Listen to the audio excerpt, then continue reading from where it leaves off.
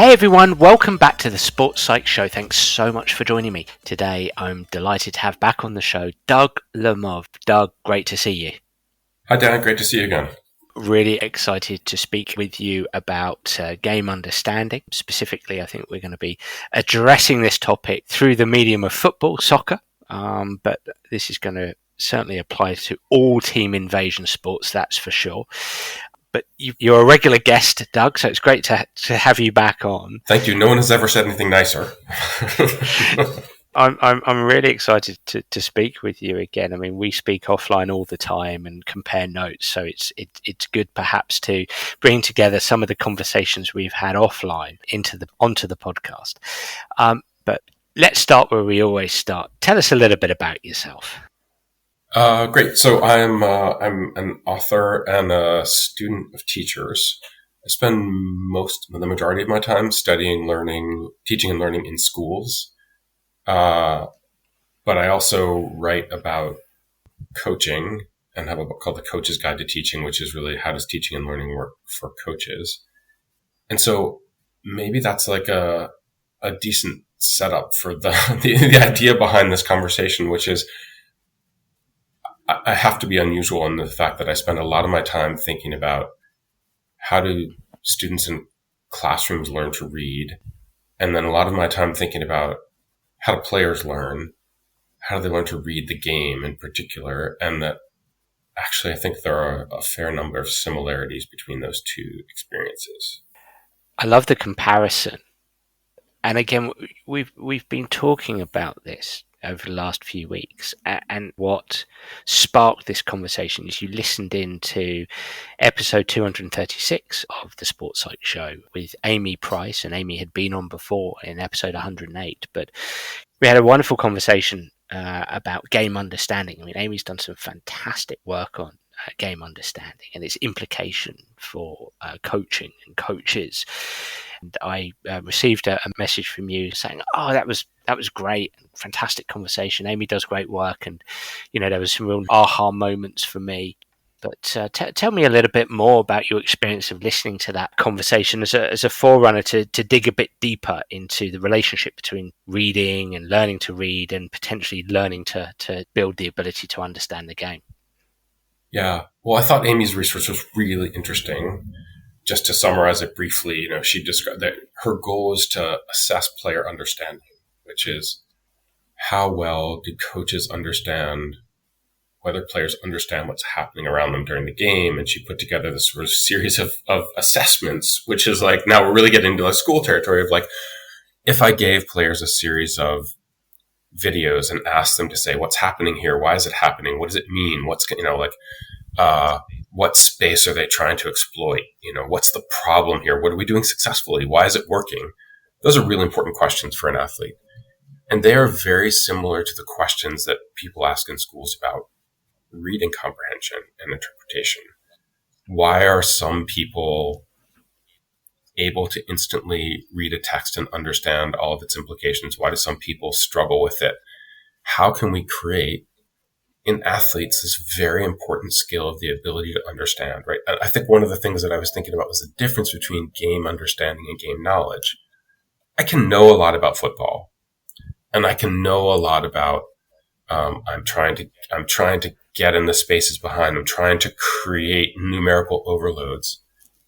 And it's related to, but different from, why are we numbers down constantly right now? Why do they keep getting into the space? Why am I constantly being pulled out of position here? Which are questions about my ability to perceive and understand what's happening to me. And so I just started thinking about this analogy between, is game understanding more or less like reading comprehension? Is it the ability to read the game? And if so, I think one of the fascinating things about schools right now is that the science of learning and the science of reading are really like roiling the profession. We've learned more in the last 10 or 20 years than we learned in the previous 250 years. And a lot of that information is counterintuitive and unexpected.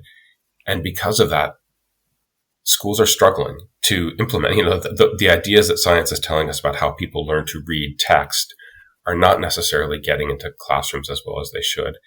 And I think there's an analogy between how people learn to read text and how people learn to read the game that I was thinking about, because I live in these two worlds. And then I would just say as a caveat that and then that analogy I think is useful and interesting. And then it starts to break down because of the differences between the two endeavors, where, in a football match, it's 11 people trying to share their understanding and their interpretation of reading the game and reading this text. And then you're also trying to create a story for the opposite, you're trying to write a version of the game that the other team cannot interpret, right? A lot of, you could imagine this as a little bit like, there's a team, they're writing a suspense novel and they're trying to keep you from interpreting what's going to happen. And you're trying to read that book and figure out who's going to do it and where and when it's going to happen. And then you're doing the same thing to them and trying to keep them from recognizing and perceiving what you're trying to do to them. And so I think there's both, there's an analogy and then the analogy gets complex, but it's kind of a fascinating connection. So that was at least where I started in listening to your conversation with Amy. Players in team invasion sports are striving to find solutions from the meaning that they're making within the game. Yeah, is kind of what I'm hearing there. I love the comparison, and I'm certainly not an expert on contemporary research into reading and developing reading ability. Can you take us through that a little bit? Can you unpack that a little bit for us? Fascinating. The last decade has created research that the past 250 years hasn't, or the previous 250 years. Tell us a bit about that. Well, I'll just try to give you some examples of reading on the field. Yeah. So one of the, I think the most interesting phrases about the game of football is Pep Guardiola's assertion that the purpose of the pass is not to move the ball, but to move the opposition. Right. And so if I'm aware of that and I'm playing against Pep's midfield, I'm watching the pass, then I should be aware that they're trying to cause me to interpret the events in a specific way. And I should be cautious about that, right? I have to be aware that actually they're trying to manipulate, they're trying to get me to move. So if I'm aware of that and I read it and I understand the ways that they're trying to pull me out of position, then I'm like, okay, I'm not going to be pulled out of position. And if I recognize that they're trying to create a space in behind me and I can read that in their intention, then I can defend against it. But of course, tactical breakdowns are often lack of awareness of this fact. I don't recognize what the opposition is trying to do to me, and suddenly there's a 2v1 in the middle of the field that I've been outfoxed. And so that's reading the game, and players are constantly reading the game. So, and one of the things that you need to be able to do to read the game, there's a great phrase in the reading research. It's actually the title of a book. It's called Reading at the Speed of Sight. And basically what it says is to be able to be a good reader, you have to be able to interpret the text at the speed of sight.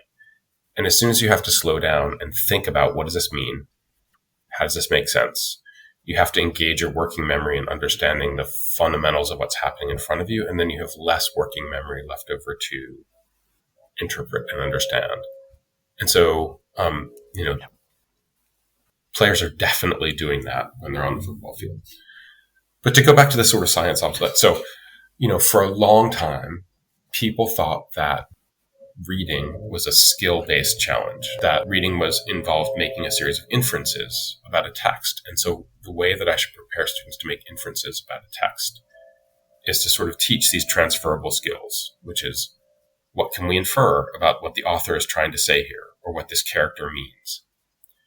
And I think that the research in the last 10 or 20 years has shown that actually does not work. That breakdowns and understanding are more knowledge-based than they are skill-based. And I'm going to go super nerdy here and just share with you one really interesting piece of research that demonstrates this. Please do. It's a study by Recht and Leslie. It was done in the late 1980s, interestingly, but it's been replicated multiple times. And it's referred to as the baseball study. And what they did was they took a passage that they wanted students to read, and they wanted to assess their reading comprehension. And so they divided the group into high readers and low readers. So half of the group were kids who were very effective at reading, and half the group were kids who were weak readers. But then they divided the group again, because so that each of the groups, the high readers and the low readers, were made up of kids who half had knowledge about baseball and half of them knew nothing about baseball. Okay. And the passage was then about baseball. And they read the passage, and then they gave them an assessment on how much they understood about the passage, their reading comprehension of the passage. And some really obvious things happened. So the high readers who knew a lot about baseball basically got all the questions correct, and they did great. And the kids who were low readers who knew nothing about baseball did poorly. Yep. And they were basically guessing. Yep. But the interesting thing was that the kids who were, quote, low readers, but who knew a lot about baseball, outperformed the kids who were high readers who didn't know much about baseball. And that's because it turns out that when the passage said, Dan laid down a bunt in the second inning, and Doug advanced from second to third to put himself in scoring position with 2 outs, right? It doesn't matter how good a reader you are if you don't understand what those phrases mean. And so I think what a cognitive scientist would say is that critical thinking, problem solving, deep understanding, those things are domain specific. That is, you can't think deeply about things that you don't understand and have knowledge about. And so what's happening in the world of reading is people are shifting from asking kids critical thinking questions. What does this mean? What do you infer about it, about text that they don't know that much about, to infusing background knowledge and giving kids more background knowledge. Let me tell you some things about baseball. Let me give you some vocabulary to describe. Let me tell you what a bunt is. And that when you do that, it accelerates students' reading comprehension massive. And so the things that cause comprehension are fluency, vocabulary, and background knowledge. And I think that those things apply, in group invasion games too. What your ability to comprehend the stream of stimulus the stream of events and information that's coming by you is driven mostly by your background knowledge, your vocabulary, and your fluency. And we can unpack a little about what those mean in a sports setting. But I think it's fascinating because I also think that those are potentially overlooked by coaches.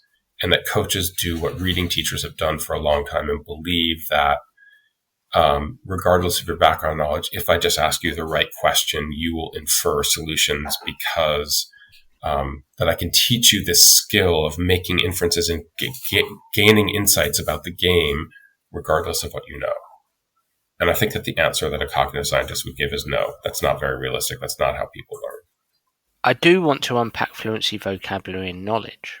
And maybe the answer to this question will emerge as we unpack those 3 concepts. But the immediate question I'm thinking of here is the difference between, and I want to borrow from your expertise here, working in sports settings, especially football, soccer setting. You're talking about knowledge, but there are definitely some people out there who would be listening in and saying, okay, Doug, I hear you, that having background knowledge is important or feels important, but actually when you get into the weeds, there's different types of knowledge. There's what could be described as knowledge in the game and knowledge of the game, for example. And these are terms that have come up on the Sports Site show. So knowledge in the game being the knowledge that is emerging as play unfolds, and that could be the one that you're seeing through your eyes, through the first person. You're seeing it and you're responding accordingly. So the player moves in one direction and you respond accordingly, and so on and so forth. Knowledge of the game might be more considered more tactically based, and the kind of knowledge that coaches might have versus what players might have. Are you taking into account these different types of knowledges? Is this built into what you're saying? Yeah.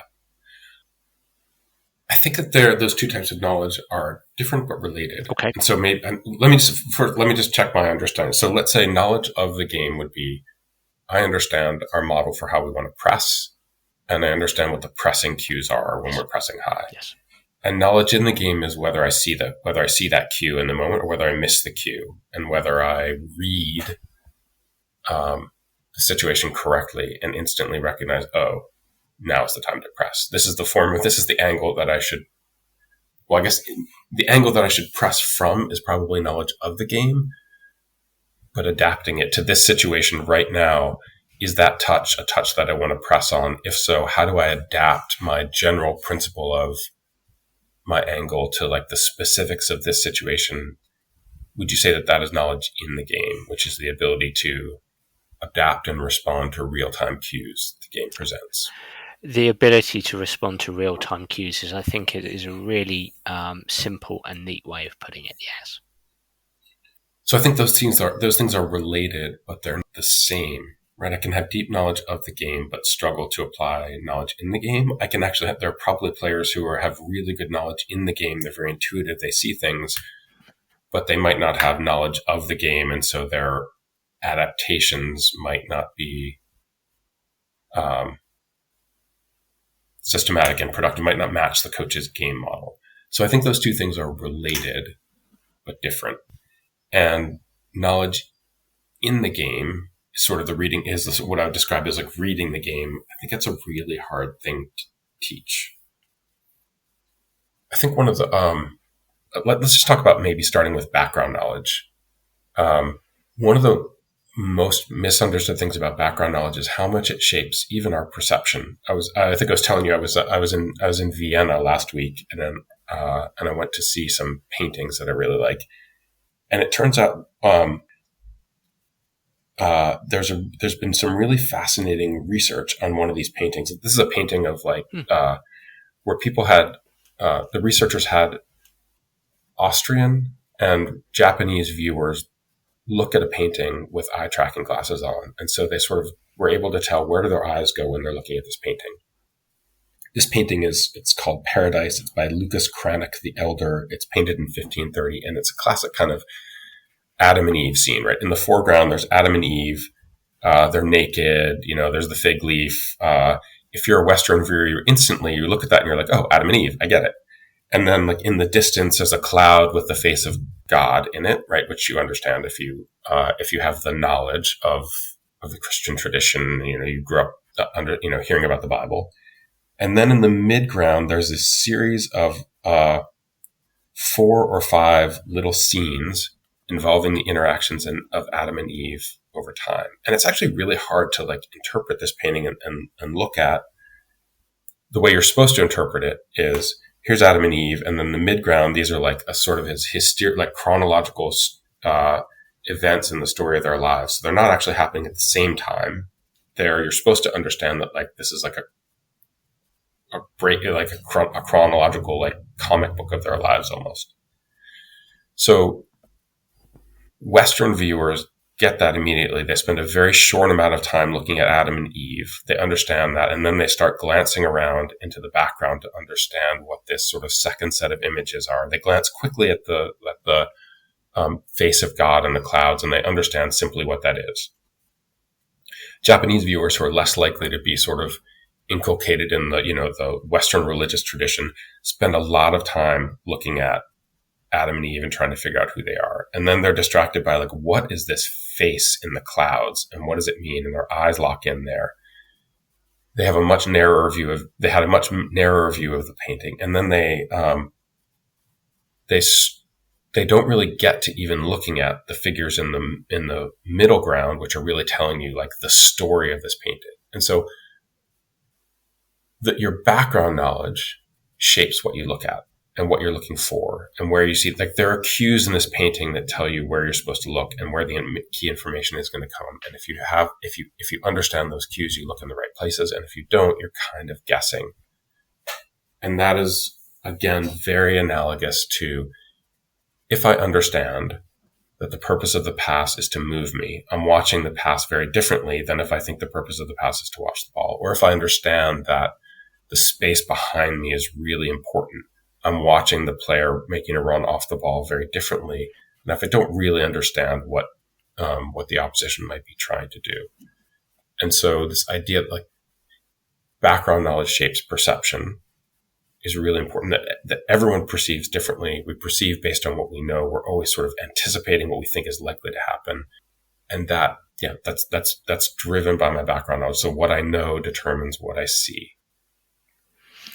it makes me think of, I heard somebody once say, this was a coach, I can direct somebody's attention towards what they should be looking at.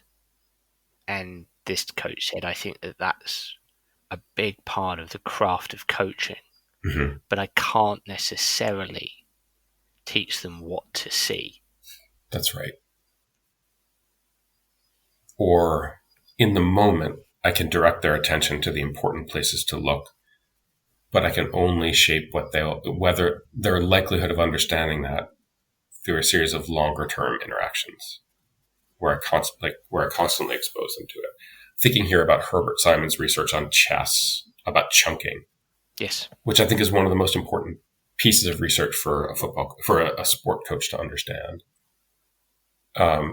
Maybe I'll just try to briefly describe it. Please do. So Herbert Simon showed chessboards to two groups of chess players, and he showed them very, very quickly for a few seconds. They were sort of chessboards with a scene from the middle of a chess game. A group of expert chess players and a group of novice chess players. Expert chess players, after seeing the chessboard for, I think it was 3 seconds or 5 seconds, were able to recreate the position of 20 pieces on the board on average, and novice chess players were able to recreate the position of 4 or 5 pieces on the board. And so one of the things he found here is that there's a huge perceptive advantage to expertise. If you know more about chess, you remember more, you see more, right? You process more. You're understanding much more of what's happening than if you're a novice. But there are problems with this, could it be that the reason that the expert chess players are expert is because they see more, that it's hard to unpack the correlation versus causation here.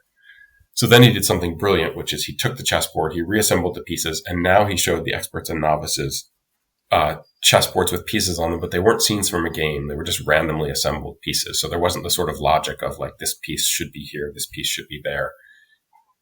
Again, they looked at it for 3 to 5 seconds. Again, he asked them to recreate the position of the pieces. And when he did that, and he detached the image from game logic, the advantage of expertise disappeared. And basically all the players were able to recreate 4 or 5 pieces. And so what that tells us, I think, is that experts, because they've been exposed so constantly to these familiar scenes, and because they sort of understood the sort of inherent logic of the scenes, it's logical for the queen to be here and the rook to be here and the pawn to be here. I now see that combination of rook, queen, pawn as one thing, as opposed to 3 different things. It lets me process it faster. It's familiar because I sort of expected to see it that way. And that concept is called chunking. And so does that apply to athletes? Absolutely. I actually watched a football match once with a former Premier League player, and he, I'm looking at a back 4 and I'm actually seeing four players, 4 independent data points, and he's looking for the shape of the back 4. And so he instantly was like, oh, someone's out of position, because he's able to process looking at more things at once. Yep. So I think with the question with reading is, how do we get players? It's both familiarity with things that I'm looking at, which I would say is sort of the fluency connection. I should spend a lot of time playing my sport in visual environments that predict and replicate game situations, right? Because a lot of what I'm doing is building up familiarity with the shapes of the game. And I think that happens on different levels, right? There are small shapes like body position, and there are distant shapes like what should our back 4 look like? So there are different ways in which I look. But also, the more I understand about those things and the more I can describe about those things, the more I'm able to process them, which is where I think vocabulary comes in. If I have a name for something, and having a name for something is a way of conceptualizing it. So if I have a name for something, I can see it quickly. So I often show coaches like a picture of a group of trees. And if all you see in that picture is trees, you're limited in what you can interpret. But if I know the difference between deciduous and coniferous trees, suddenly I can see that there's a pattern, right? I see more in the image because I know those ideas and have a name for them. And so vocabulary is a tool that helps me to sort of coalesce my knowledge around a given idea and to see it quickly. And so if I have a term like between the lines, half spaces, and I really understand that term well, then I start to see it. Maybe a better example is I was watching a football match with a really great coach once, and he described how a player sealed his opponent with the first touch. So the player, he won the ball, and then he took his first touch basically across the body of the defender. So now the defender is behind his back, and it's harder for him. He can't get to the ball. His phrase for that was seal the opponent with the first touch. I'd never heard that phrase before. As I'm watching this match, it's like West Ham, Manchester United, I started to notice how often players were sealing the opponent with their first touch. Because I had the word for it, I then had a concept, and then I started to see the concept. And if I'd been watching that game without the conversation with my colleague, I never would have noticed those things. So vocabulary is a tool that helps me to see things. And then there's a sort of fascinating bit of research on vocabulary, which is, first of all, vocabulary explains about 50% of reading comprehension. Do you know the words? Can you conceptualize the things that people are writing about? But depth of word knowledge is as important as breadth of word knowledge. How deeply I understand a concept. And so I think lots of times players have very peripheral understanding of concepts and not deep understanding. And I'll just give you a quick example, and then I promise I'll stop. But oftentimes vocabulary in schools is taught in synonym form. So I might teach students to mimic means to imitate.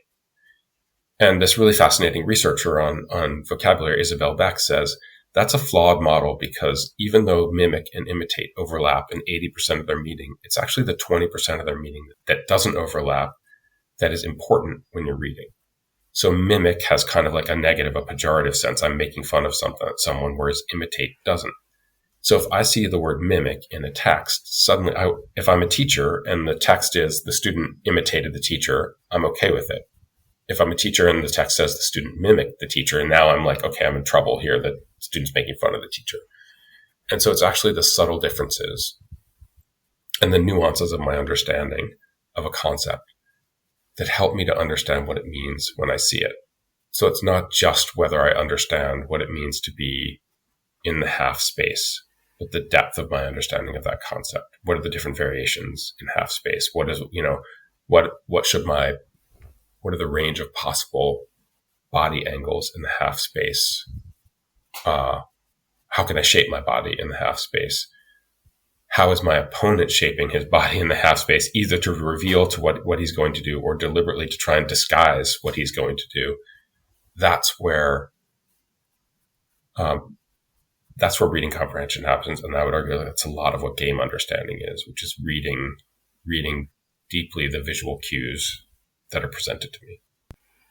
I want to throw a summary back at you of what you've just said, using the situation you spoke about earlier about being in the stands with a former Premier League player watching a game.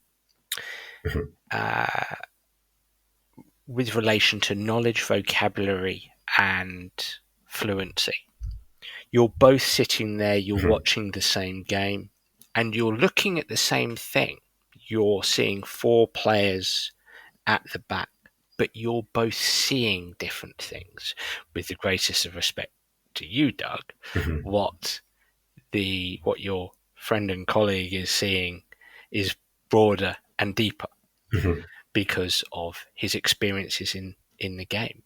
His knowledge is broader and deeper, which isn't to suggest that you don't have good knowledge of the game, but it is to suggest that he's played the game. And so his knowledge in the game and of the game, let's start with knowledge of the game, is broader and it's deeper. So he's seeing things that you're not necessarily seeing, chunks of information Mm-hmm. that he could then very well explain to you, vocabulary, what the consequences of what he's seeing, and you're seeing in a slightly shallower way, what the consequences might be, because he's able to, he has the vocabulary for it. He's able to make meaning of what's happening here.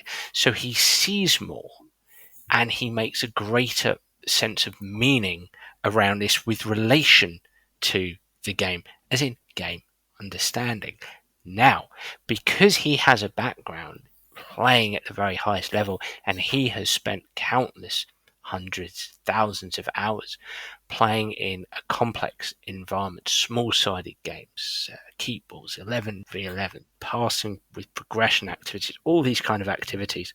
He has engaged in a lot of activities that have driven his fluency, essentially, his capacity to understand and comprehend and potentially find solutions to these specific challenges that arise. And so subsequently, his game understanding is very, very high as a result. Does that kind of, am I hearing you correctly here? Yeah. Yes. And I would add, because I think one possible interpretation could be like, well, he's just had a lot more experience than you, which is true. But he said something really interesting to me because I asked him about this. So just to like set the scene, it was actually slightly more fascinating, which is like, we're probably, 60 yards from this event. And he was literally like eating a sandwich and we were talking. So he's literally like looking out of the corner of his eye and he stops the conversation and says, the right back is out of position. And I'm like, first of all, I'm like, which right back? But I asked him how he was able to spot this so quickly. And he said, he basically told me what the framework that he uses to conceptualize what he should look at. And so what he's describing to me is like, this is the knowledge that he has that accelerates the rate at which he learns from his experience. Yep. He said the back four should be shaped like a saucer, and the saucer tilts tilts in position to address where the ball is on the field, but the back four should be shaped basically like a saucer. So that piece of that, like a saucer, it's an analogy. It's a piece of vocabulary to describe what he should be seeing, a mental model for what the back four should look like. He has really deep knowledge of like what it means when he says it should shift, it should change, it should be flexible. So there's a lot of experience there, but that phrase that he has in his mind helps him to process and understand. And you could imagine a player who had played, just as much football, but wasn't as aware, wasn't as conscious of the way that the back four should be shaped, and didn't have a tool to describe it to himself. That didn't allow him to learn as quickly from those experiences. And so I think like that sort of knowledge accelerates the benefits of experience, I think is at least what I took away from that story. And for me, that's the chunking. I mean, it's using a metaphor. Yes, he was naming it. Yeah, that's right. Yeah, a pictorial metaphor to chunk that information. So, that chunking metaphors are so powerful because you can chunk a lot of information into a very small space, a couple of words, a simple diagram that you can see very, very quickly. And can I just say that I spend a fair amount of time talking to sports franchises about the use of video. And so when we're looking at video, I think it's important to say to players, what do you see here? To, as you pointed out, to sort of constantly be focusing their attention on visual cues. But I would say it's not enough for the player just to describe what's there. It's optimal if the player can put it into shared terms. What is the word for that? What is our term for what you're seeing here? So that he can connect that vision to 60 or 100 other visions of, this is what it means to be in the half space on our team. And so actually not just perceiving it, but actually naming it is important to accelerate the learning process. Yeah. And I know of several Premier League clubs, at least one Premier League club, if we talk about football, soccer here, who have names for certain data points or names for certain movements that are that heavily influence the kind of data that they want to attract during a game. And you use this term concepts as well. It makes me think of my conversation with Andy Abraham. He talks about concepts and rules in order to establish professional judgment and decision making. And the more concepts we have on the table, potentially, the more tools we have on the table, I should say, which draw upon concepts, the more effective and efficacious we can be in our coaching, the quicker we can be with our decisions, and the more information we can draw upon. Sorry, you were going to say something. Yeah, no, I was going to give you an example. I think that's exactly right, and I think that some of the most astute coaches are really careful about controlling the definition, which is when I name a concept, I don't want to name it what other people outside my club name it. I want to call it what only we name it because I want to control the definition. So I I think that I have this right. That, like, I think Jesse Marsh is a really interesting example of this as a coach who's really intentional about vocabulary. And he's really good about naming the things that he wants, small things that he wants players to do that are part of their culture. And I think he has this concept with pressing, high pressing, which is called last step. And I'm probably 80% of if I'm lucky, I'm 80% of the way correct on this. But I think my understanding of this concept of last step, which is interesting because I tried to share some videos of it with my daughter to help her to understand that she's a footballer, is when you're pressing, when you're pressing in the opponent's third of the field, so you're high pressing aggressively. One of the keys to do is at the very last second, you often hesitate because you're worried that you're going to get beaten and you look bad if you get beaten. But it's a high risk, high reward endeavor. And so one of the key things to do is to take that last bold step in to win the ball when there's a part of you saying, careful, careful, careful. And so that, like, the decisiveness of the last step, right? He named that tiny piece of knowledge about pressing. And by naming it, then, like, every time it happens, let's see the last step there, right? Then I become more attentive to noticing it. And then when players are watching, right, they're now suddenly watching for a last step. If you have a name for it, you start to see it both when the coach is talking about it, but even when the coach is not talking about it. And so interestingly, I tried to replicate this with my daughter, and I was like, see, there's the last step, giving her the conception. If he doesn't have his own name for it, if he just talks, then other people control the definition. But he really wanted to shape, like, this tiny piece of pressing mindset and understanding what it means to press. And vocabulary was his tool to do that. And so then I tried to replicate it with my daughter. I showed her 4 or 5, look at the last step here. Is there a last step here? But I think being able to name it coalesces it in the mind in a way that if you're just talking about what do you notice about the pressing here, it doesn't quite come together in the same way, which is, like, again, like, why vocabulary is so important to comprehension of what you're seeing. Well, as you're speaking here, it's making me think of a recent conversation I had with Professor Joe Baker and Dr. Casey Johnston. We spent the whole of the podcast talking about a paper on language and the importance of definition. And you're speaking to one of the reasons why the definitions of specific linguistic terms can be really, really important. And we talked about obvious ones like, what does confidence mean to people, or mental toughness, and terms like that, and how we can all have very disparate, very different definitions of these, and how that can cause real problems in talent development pathways and obviously in first teams. And it also makes me think of, you spoke about earlier of the, you using an analogy with reading here, and how that could potentially break down because the complexity of sport. But really what you're speaking to can actually reduce that complexity. It's when we have task cohesion.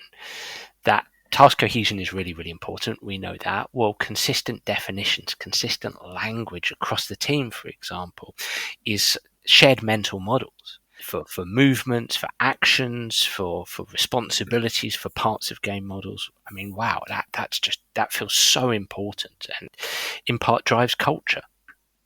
Yeah, I think that's absolutely true. In part because this is, maybe one of the places where the analogy between reading the game and reading text breaks down, which is when we're reading the game, right? It's 11 of us. And so we have to make a shared interpretation among us at the same time. And so vocabulary, if we have similar terms for things, we have similar conceptions.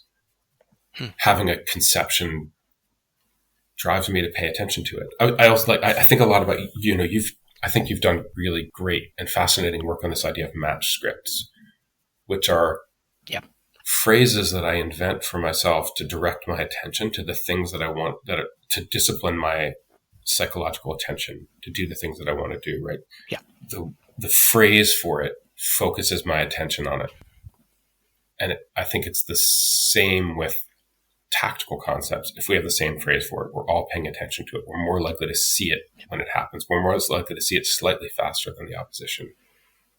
And so that shared vocabulary is not only important for individual player understanding, but it's the best tool that we have to coordinate and calibrate our mutual understanding. Because that's really that's the killer That's the killer application, which is not only do I understand that this pass back from the number 8 to the 6 is a cue that the outside player should make a certain run, but that everyone on the team knows. Everyone sees it right away, and we see it a little bit faster than the opposition does. And I think that starts with, it's a combination. It's knowledge, but knowledge is most powerful when we have a shared word for it. We have vocabulary. So I guess the reading research would be, what does it take to read the game quickly? It takes fluency, which is one. Like, I think there are two types of fluency. Or one is just the fluency of skill, which is if I can't execute the skill, if I need to think about the skill that I'm doing at any given moment, I'm not fluent enough to perceive. Perception is critical. Yep. But also fluency, I need to have just spent a lot of time seeing, have mental touches of being in the situation and seeing, seeing the visual stimulus that I'm going to see a lot of.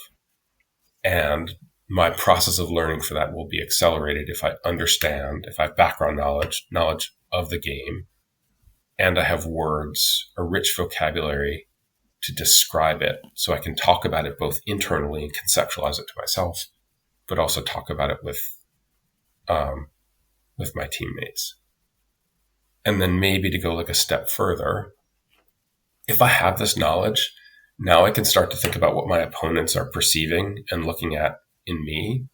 And this is where I think like deception is such an important part. I think deception is undertaught, right? One of the most important things I think I was trying to describe to you before we started this, like a game of football is almost like a bizarre postmodern game show where 11 players are trying to like interpret as a group what the other team is doing.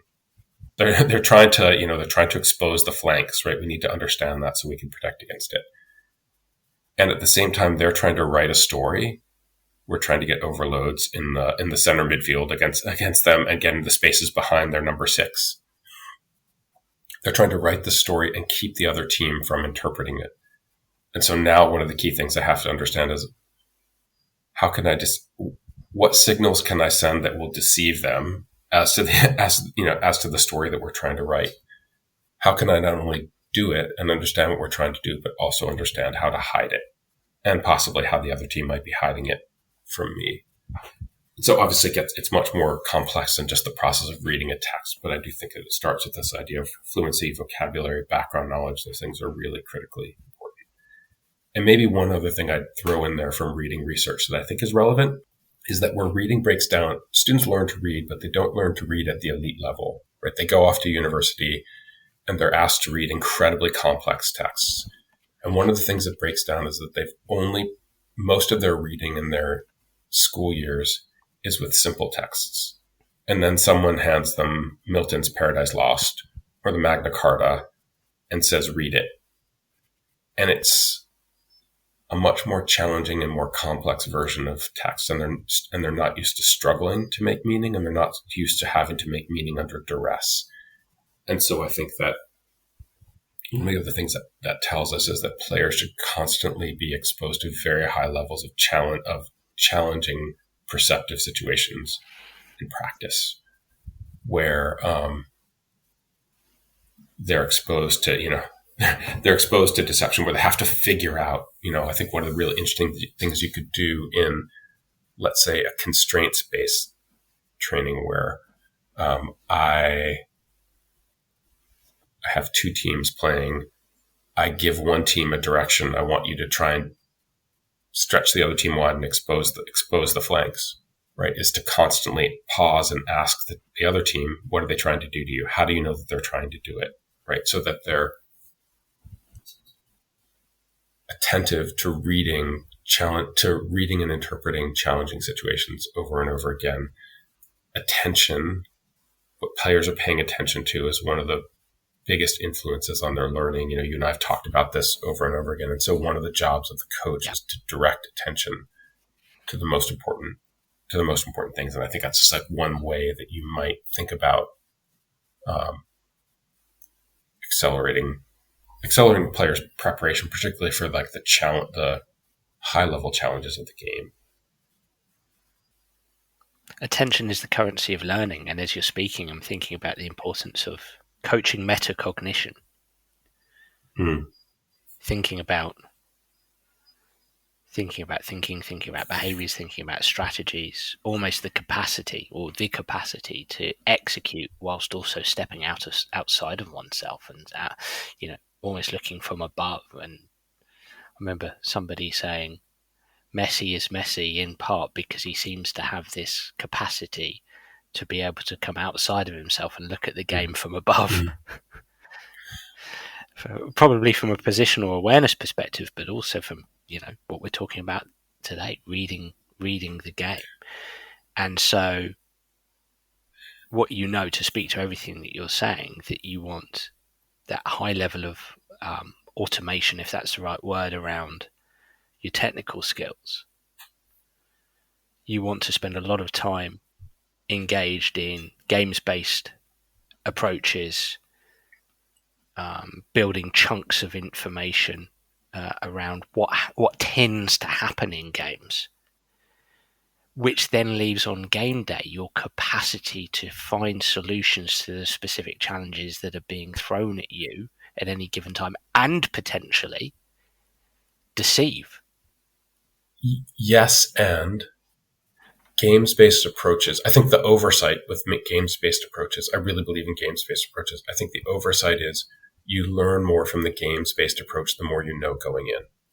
And the more you have vocabulary and knowledge of what you'll experience and what you'll see and what it should look like, the more you learn. And so sometimes people sort of perceive games-based as the opposite of directive explanation. But if I explain some things and do some video, model a few things, explain some terms before the games-based approach, then players, I think, perceive more from it. Yeah. I think Messi is a really interesting example because, when he talks about playing, he's a very unself-conscious player. He says, I never think about those things on in the match. But what I would say is I think that's typical of the best readers too, which is they're very intuitive and they're not attentive to what they should be thinking about. They're just reacting to ways that the text is directing them in very subtle ways. But I think you learn to be that intuitive by thinking hard in training, right? Yes. I would say that Messi is not probably thinking metacognitively. Well, there are probably down moments in the match when he's thinking metacognitively, but I think while the ball's in play, he's probably not engaged in a lot of metacognition. But I also think that's probably because in training, he's been pushed, and the earlier you learn these things, the more intuitive they are, but he's been pushed to think hard in training. I would also put to you, though, Doug, that, again, we're going to go back to definitions here in language. When players I'm always a bit skeptical when players say, well, I don't think about it when I'm on the pitch, because there's different interpretations of what thinking is. I would imagine that I can take an educated guess that he is checking in with himself. Mm-hmm. He's constantly searching. And it's that searching process that in many respects is the thinking for him. And as you say, he does it rapidly because of, maybe an innate ability alongside a lot of hard cognitive work, if you like, during his formative years, during his years early at La Masia. And I remember Javi saying, he felt that from young it was a combination of his experiences at La Masia plus putting, there was at some point he had insights about the game. Dr. Guy Draudette, the expert on visual scanning behavior, says this: at some stage the players who become the most intelligent on the planet, they're scanning more, but there's something about they build some insights early that forces them to scan more, to look more, and subsequently see more, because they're really putting in a lot of hard cognitive, hard thinking effort into this. So subsequently, I'm always a little bit, when people say, well, he says he doesn't think. I'm not too sure that he doesn't think. It's just a form of thinking as he's competing. that other people might define as, wow, you're thinking a lot there, actually. You're really analyzing this. You're really, checking out what is going on here and interpreting that and checking in with the chunks of information that he knows. Now, he wouldn't describe it that way, but he's utilizing his knowledge from past experiencing and acting upon that very quickly. But there's certainly cognition. The cogs are turning, I would say. For sure. And I think he's a classic example of seeing reading at the speed of sight. Right? When you're a very fluent, when you've learned to read well, you don't have to think about it. You don't have to think about it because the systems have been ingrained deeply. Can I just go back to your comment about scanning and Guy Jordet, who I think his research is so rich and useful. What I see a lot of clubs doing with it is telling players to scan, which I think is useful but insufficient because one, I think unless you know what you're scanning for, it's a mechanical behavior that tries to shape a cognitive behavior, which is what am I looking for? And you really just have to that's experience and fluency. But also, I think the speed of the scan is really important. I think about this a lot. I was driving behind a teenage driver this morning at an intersection, and I could sort of see through the back window, and I was struck by how slow his scan was. And what you and I do as experienced drivers when we drive is we might look once, and then right before we pull out, we glance again, and we're not actually trying to interpret the scene. We're just confirming that what we expect to be there is actually there. And so when you know what you're likely to see, you can look much faster. I think there are two different types of looking that you might do when you scan. One is like a glance that you look to see, and one is a form that you look to confirm. And I think a lot of the glances that elite players use are actually just confirmation glances. Is what I expect to see there? Is it still there? Is that space still on? Right? And that's a much faster glance, and it's a glance that I can do at a much lower load on working memory, which allows me to be thinking and perceiving other things. And I think that's really that's a very knowledge-informed, that fast confirmation glance is a much more knowledge-informed glance than the where is the space glance versus is it still there? Yes, it's still there. And that's the glance that really shapes my first touch. And in general, that visual scanning, that looking, isn't the same as seeing, and seeing is heavily mediated by knowledge and by vocabulary, having a language to what you're seeing. Yes, to that knowledge. That's the argument, at least for today. Possibly, I mean, certainly an imperfect argument, but I do think that there's that the role of language and knowledge in perception and understanding is certainly underrated in the classroom, and I also think underrated on the pitch. To correct myself, a language to that knowledge, a language that when we have a language to that knowledge that for instance could be short, sharp, simple, concise, clear, then that can speed up search, decide, execute, or link in with perception, action, for example. That we're utilizing chunks of information very, very quickly, and so subsequently that increases game intelligence. It helps us make quick decisions and potentially intelligent decisions that help rather than hinder. I think that's right. Good stuff. I mean, you can't accuse it of you can't accuse our conversation of not going nerdy. Yeah, and I recognize, I think that there's an analogy and a connection founded in research, and it's an imperfect one, and I recognize that, but I do think this idea that fluency, vocabulary, background knowledge are critically important to perceiving at speed and to reading the game, knowledge in the game. I do think that's important. I think the history of classrooms tells us that people often overlook that and want to skip the knowledge step or want to perceive the sort of act of interpretation as being a transferable skill, which is if I just ask you questions about what you're interpreting at the moment, you will learn to become a better interpreter. But actually, there are some intentional steps in there that can really accelerate the learning process for players. And sometimes, they have been historically easily overlooked.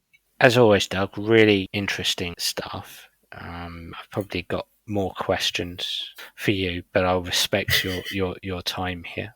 So thank you so much for that. How can people find you, follow you? How can people get hold of your fantastic book? I'm assuming it's available where you get your books, but tell us your contact details. Sure, I'm with mixed feelings. I'm on Twitter, Doug_Lemov, and my book about coaching is The Coach's Guide to Teaching. And if you want to go to the next level, my book about teaching is called Teach Like a Champion 3.0. I have a book about reading coming out if you're, which is called Reading Reconsidered, and I'm rewriting it, so there'll be a new version of that coming out next year. Fantastic. Doug, thanks so much. Thanks, Dan. Well, everyone, I really enjoyed that podcast, and I'd love to hear what you, the listener, think. So please do get in touch via Twitter or Facebook or through my website, danabrahams.com, to tell me what you think of the Sports Science Show. If you do have any suggestions, I'd be delighted to hear them. I'm already looking forward to next week's episode. Bye for now.